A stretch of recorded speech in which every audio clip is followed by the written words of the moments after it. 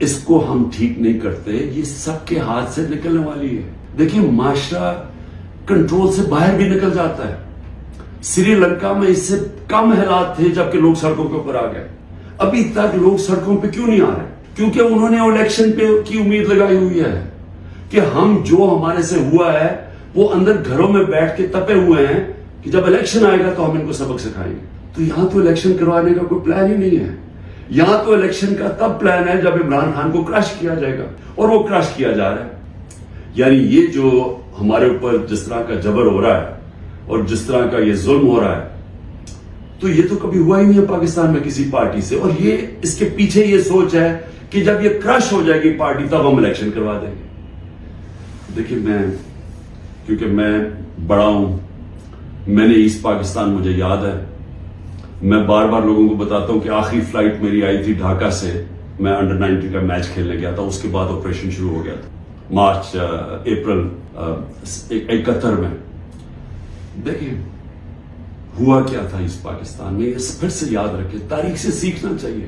ذوالفقار علی بھٹو نے 81 سیٹیں جیتی پاکستان میں 138 میں سے, اور کہا تھا ذوالفقار علی بھٹو کا انقلاب آ گیا, اور واقعی انقلاب تھا, روٹی کپڑا مکان کا انقلاب آیا تھا. لیکن 138 میں سے ذوالفقار علی بھٹو نے 81 سیٹیں جیتی, اور اس نے جو نعرہ تھا کہ میں پہلی دفعہ عوام کا نام لیا. پہلے تو عوام کا نام ہمیں پتہ نہیں عوام کیا ہوتی ہے, کیونکہ پہلے تو اور قسم کی سیاست تھی. تو اس نے ایک ذہنوں میں انقلاب لے کے پہلی دفعہ عوام کی بات کی. لیکن مجیب الرحمان 162 سیٹیں تھی ایسٹ پاکستان میں, اس نے 160 جیتی, صرف 2 سیٹیں ہاری اس نے.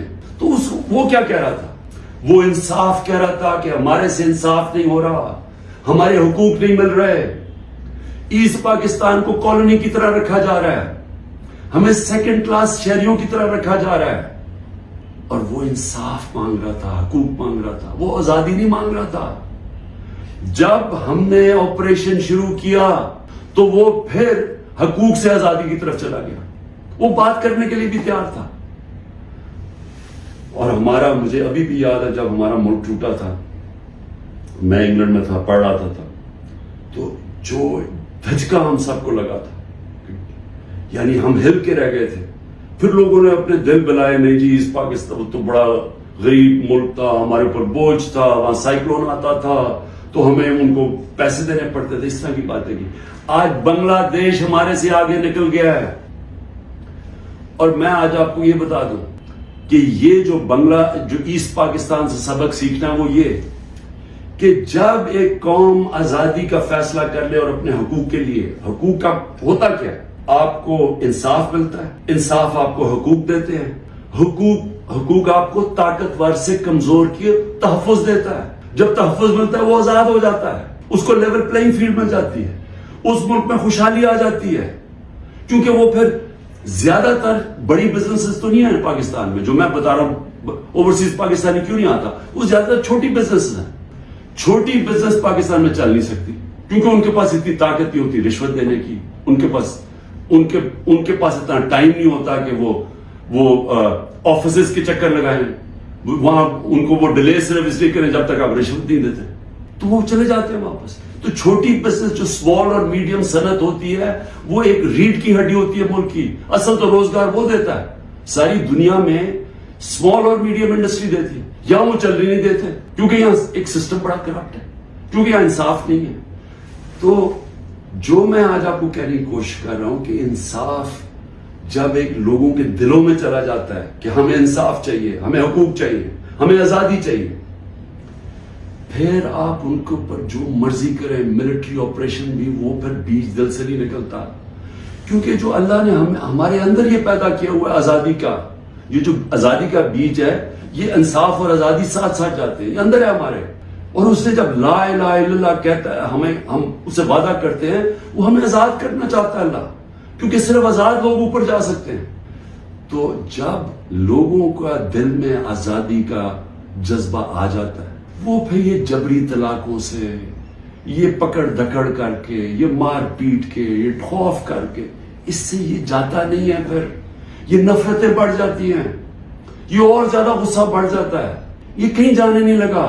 یہ جو مرضی آپ کریں کہ ہر روز بیٹھ کے جی مجھے تو فوج سے بڑا پیار ہے اور 9 مئی کو بڑا برا کیا گیا میں چھوڑا پارٹی. تو کیا اس سے پارٹی, کیا لوگ بیوقوف ہیں؟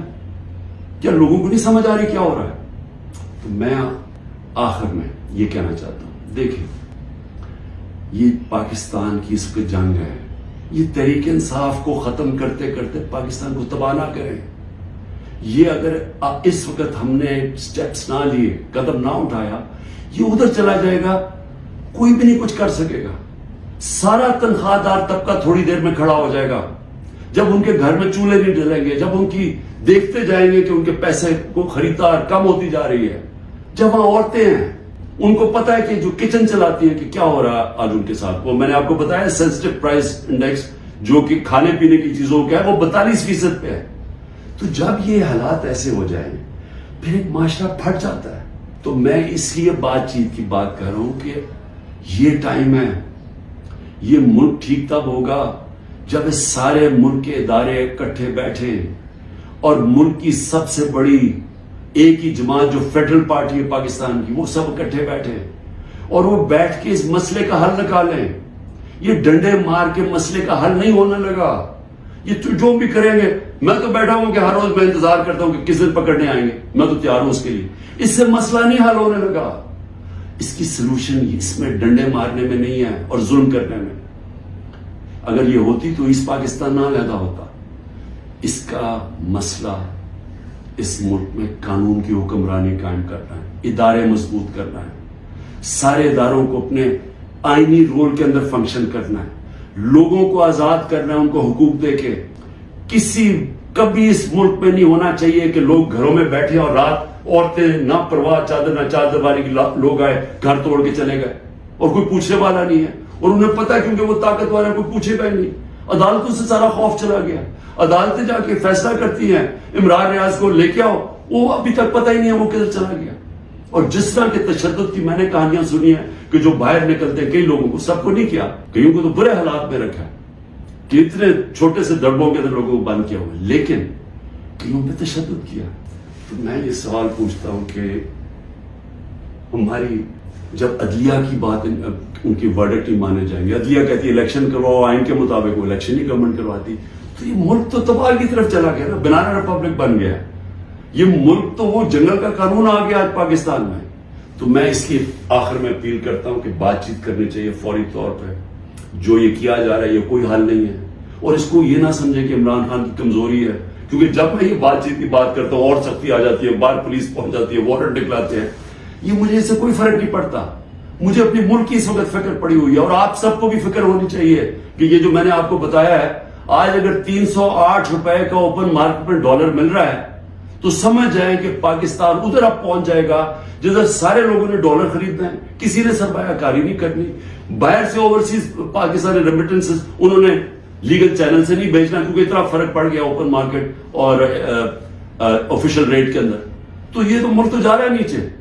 تو اس لیے میں پھر آخر میں اپنی ساری قوم کو کہتا ہوں کہ آپ سب صبر کریں, اپنی پارٹی کو کہتا ہوں صبر کریں. یہ جو کیا جا رہا ہے آپ سے کہ کن پٹی پر بندوق رکھ کے جی میں پی ٹی آئی چھوڑ رہا ہوں, کوئی فکر نہ کرے, کبھی کوئی پارٹی سے نہیں ختم ہوگی. پارٹی تو ختم ہوتی ہے جب نظریہ ختم ہو جاتا ہے. آج آپ کے سامنے پی ڈی ایم کی جماعتیں ہیں, پوری اسٹیبلشمنٹ کی مدد کر رہی ہے, الیکشن کمیشن ان کے ساتھ ملی ہوئی ہے, انتظامیہ ساری ان کے ساتھ ملی ہوئی ہے. کیوں یہ الیکشن سے ڈر رہے ہیں؟ سارا تو آپ کے پاس امپائرنگ بھی اپنے ہیں, پھر بھی ڈر رہے ہیں کہ جی عمران خان کو پہلے ختم کرو پھر الیکشن لڑیں گے, کیونکہ ان کا ووٹ بینک ختم ہو گیا ہے. پی ٹی آئی کا ووٹ بینک بڑھتا جا رہا ہے, جتنا یہ ظلم کر رہے ہیں اور زیادہ پبلک ہمارے ساتھ کھڑی ہو رہی ہے. اور انشاءاللہ جب بھی الیکشن ہوگا آپ کے سامنے آ جائے گا رزلٹ. شکریہ.